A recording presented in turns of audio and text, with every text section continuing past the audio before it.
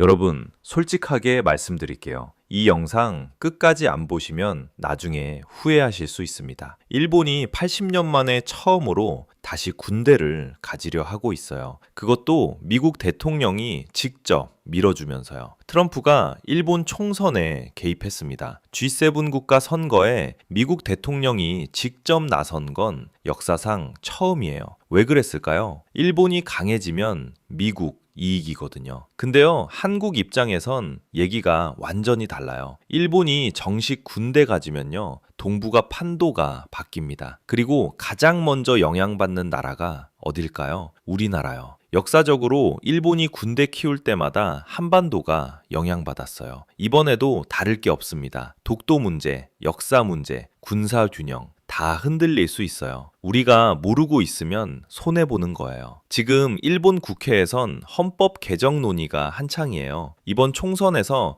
여당이 310석 넘게 가져가면 진짜로 바뀔 수 있습니다. 한국 군사력 세계 5위, 일본 7위. 숫자만 보면 우리가 앞서요. 근데 일본이 정식 군대 가지면 이 판도가 어떻게 바뀔지 모릅니다. 오늘 영상에서 세 가지 알려드릴게요. 첫째, 일본이 왜 갑자기 움직이는지. 둘째, 트럼프가 왜 일본 편을 드는지. 셋째, 한국에 어떤 영향이 있는지. 특히 한국 관점에서 왜 이게 중요한지, 우리가 뭘 알아야 하는지까지 다룰게요. 본론 들어가기 전에 한 가지만요. 일본 재무장 소식 한국 입장에서 계속 체크해야 해요. 놓치기 싫으시면 구독이랑 좋아요 한 번만 눌러주세요. 이런 국제 이슈 영상 알고리즘이 잘 안 밀어줘요. 구독 안 하시면 다음 영상 못 보실 수도 있어요. 자, 시작합니다. 일본이 왜 80년 동안 군대를 못 가졌는지 이거부터 알아야 해요.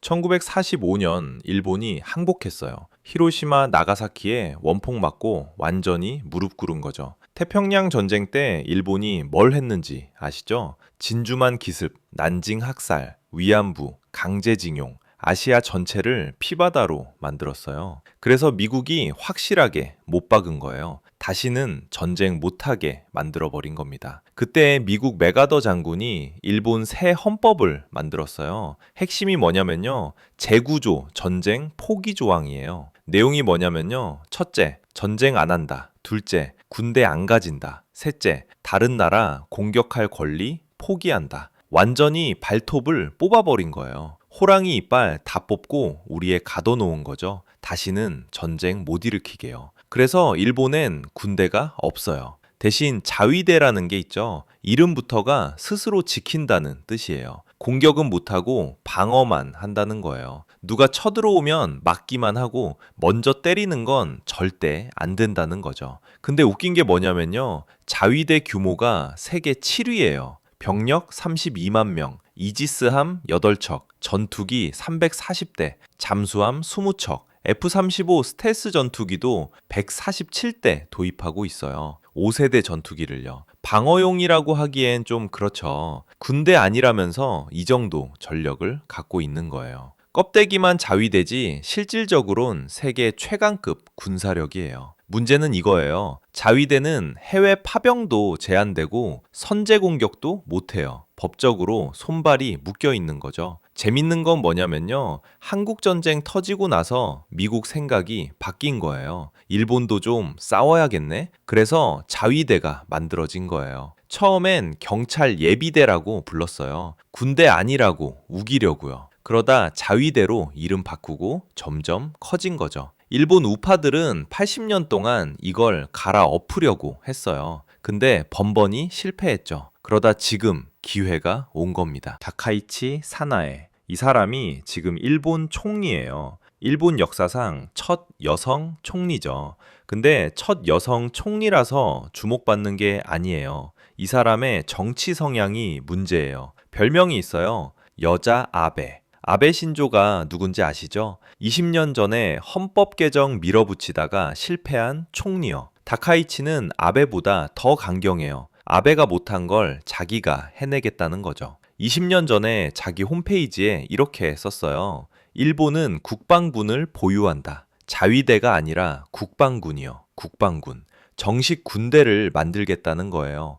20년 전부터 이걸 준비해온 사람입니다. 그뿐이 아니에요. 선제 공격 능력도 가져야 한다고 주장해요. 적 기지를 먼저 타격할 수 있어야 한다는 거죠. 전자파로 적 기지를 무력화하고 위성으로 타격한다. 발사징후 보이면 먼저 때린다. 이게 다카이치 주장이에요. 우리나라로 치면 어떤 거냐면요. 북한이 미사일 쏠 것 같으면 먼저 때리겠다는 거예요. 방어가 아니라 선제 공격이에요. 그리고 야스쿠니 신사 참배해요. 매년 가요. 야스쿠니가 뭔지 아시죠? 전범들 위패 모셔놓은 곳이에요. 한국, 중국이 그렇게 반대해도 계속 가요. 과거 역사에 대한 반성 의지가 없는 거죠. 다카이치 정부 출범하고 나서 방위비가 역대 최대로 늘었어요. 올해 예산이 580억 달러, 전년 대비 9.4% 증가해요. GDP 대비 2%까지 방위비 올리겠다는 계획이에요. 지금까지 1%선 지키던 걸 2배로 늘리는 거죠. 영국, 이탈리아랑 같이 6세대 전투기도 개발하고 있어요. GCAP라고 해요. 2035년에 실전 배치 목표예요. 다카이치는 말만 하는 사람이 아니에요. 20년 준비한 걸 진짜로 실행하고 있는 겁니다. 자, 여기서 의문이 생겨요. 트럼프가 왜 일본 총선에 끼어든 걸까요? 트럼프가 트루스 소셜에 올린 글, 다시 볼게요. 다카이치 총리는 강하고 현명하고 조국을 사랑하는 인물이다. 완전하고 전면적인 지지를 표명한다. 그녀는 일본 국민을 실망시키지 않을 것이다. 이렇게까지 말했어요. G7 국가, 그것도 동맹국 선거에 미국 대통령이 공개 지지한 건 처음이에요. 아사히 신문은 내정 간섭이라고 비판했어요. 근데 트럼프가 괜히 이런 짓 할 사람이 아니잖아요. 비즈니스맨 출신이에요. 계산이 있는 거예요. 한마디로 중국 때문이에요. 미국 입장에서 중국 견제하려면 일본이 강해져야 해요. 중국이 지금 엄청 커지고 있잖아요. 군사력도 세계 3위예요. 미국 혼자 막기 버거운 거죠. 지금 일본 자위대는 미국 없으면 제대로 싸울 수가 없어요. 해외 파병도 제한되고 공격 작전도 못해요. 미국이 태평양에 군대 계속 보내야 해요. 돈도 많이 들고 병력도 분산되고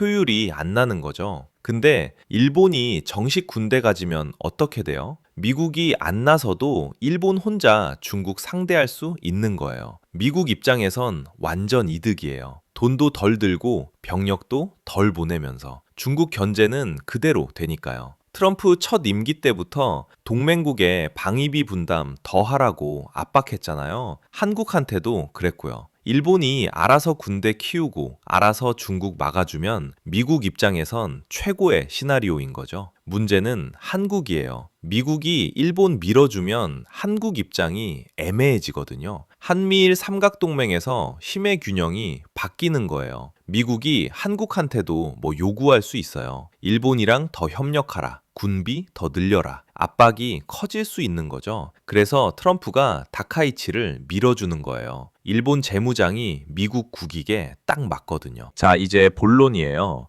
일본이 진짜 군대 가지면 한국에 어떤 영향이 있을까요? 먼저 군사력부터 비교해 볼게요. 2026년 GFP 기준 한국 세계 5위, 일본 7위예요. 한국이 2계단 위예요. 핵무기 없이 재래식 전력만으로 세계 5위. 대단한 거예요. 근데 이거 그냥 좋아할 일이 아니에요. 일본 전력을 자세히 봐야 해요. 일본 해상 자위대만 봐도요. 이지스함 8척, 잠수함 20척, 헬기 항모 4척이에요. 특히 해군력은 아시아에서 중국 다음으로 강해요. 세계적으로도 최상위권이에요. 한국 해군이 이지스함 3척이에요. 일본은 8척, 거의 3배 차이 나요. 지금은 헌법 때문에 손발이 묶여 있어서 이 정도예요. 근데 그 족쇄가 풀리면요. 솔직히 말씀드릴게요. 동북아 군사 균형이 깨질 수 있어요. 한국도 대응해야 하는 상황이 올 수 있어요. 그리고 피할 수 없는 문제가 있어요. 독도입니다. 일본은 지금도 독도를 자기 땅이라고 주장해요. 다케시마라고 부르죠. 교과서에도 그렇게 가르치고요. 매년 일본 정부가 독도 영유권 주장해요. 외교부에서도 총리실에서도 공식적으로 얘기해요. 자위대는 방어만 할 수 있으니까 독도 문제에서 행동으로 못 나왔어요. 법적 한계가 있었죠. 근데 정식 군대가 되면 얘기가 달라지죠. 외교적 압박에 군사력이 뒷받침되는 거예요. 물론 일본이 당장 무력 도발할 거라는 얘기는 아니에요. 한미동맹도 있고 국제 여론도 있으니까요. 근데 협상 테이블에서 일본 목소리가 커지는 건 확실해요. 군사력 뒷받침되는 외교랑 안 되는 외교는 완전히 다르거든요. 역사 문제도 다시 수면 위로 올라올 수 있어요. 위안부, 강제징용, 일본이 강해지면 태도가 더 강경해질 수 있거든요. 경제 협력에도 영향이 있어요. 안보 문제 생기면 무역도 영향받거든요. 반도체 갈등 때 봤잖아요. 우리도 이 변화에 대비해야 해요. 안보 전략 다시 짜야 하는 거죠. 마지막 질문이에요. 일본 헌법 개정 정말 될까요? 이번 총선에서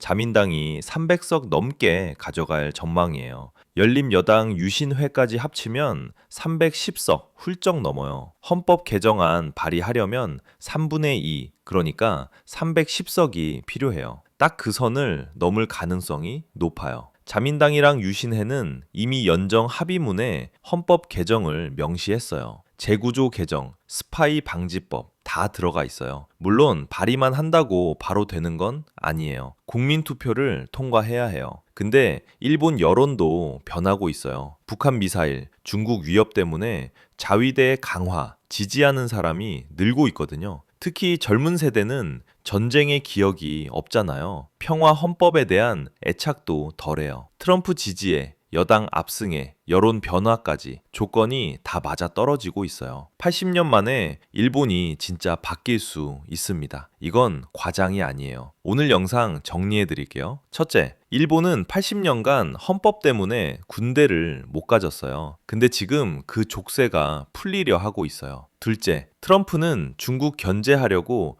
일본 재무장을 밀어주고 있어요. 미국 국익에 맞거든요. 셋째, 일본이 정식 군대 가지면 동북아 균형이 흔들릴 수 있고 한국도 영향받아요. 독도 문제 포함해서요. 이 이슈 계속 지켜봐야 해요. 2월 8일 일본 총선 결과가 나오면 판도가 확실해질 겁니다. 우리가 관심 가지고 지켜봐야 일본도 함부로 못해요. 국제 여론이 중요하거든요. 영상 도움되셨으면 구독, 좋아요 부탁드려요. 이런 국제 이슈, 한국 관점에서 계속 다룰게요. 다음 영상에서 뵙겠습니다.